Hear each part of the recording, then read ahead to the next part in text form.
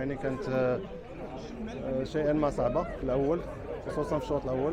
لكن يعني في الشوط الثاني قدرنا نسجلوا في اول بدايه الشوط الثاني اللي سهل لنا المأموريه، وسجلنا هدف ثاني اللي كان هدف قاتل بالنسبه لنا. لعبنا باريحيه منذ بدايه المباراه، لكن كما قلت لك 3 نقاط مهمه جدا الحمد لله. يعني في 3 مباريات الاخيره فزنا بجميع المباريات، فكيأكد الصحوه اللي بدا بها فريق البطل اللي هو نادي الرجاء الرياضي. فبكل تاكيد فوز مهم يخلينا نستعدوا لباقي الاستحقاقات يعني بشكل جيد وعلى احسن ما يرام ان شاء الله، لانه فريق الرجاء يعني والجماهير ديالو كتسنى منه الى الالقاب. فاحنا ان شاء الله نكونوا على قد المسؤوليه ونفرحوا الجماهير ديالنا اللي بصراحه يعني تستاهل كل خير.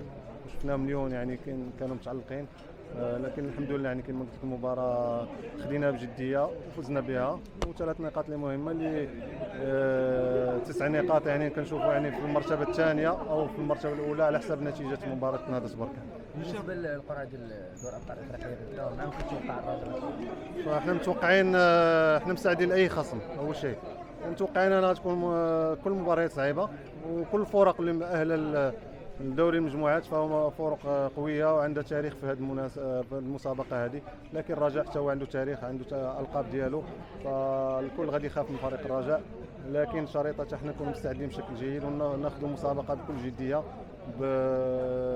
ان شاء الله نفرحوا الجماهير ديالنا.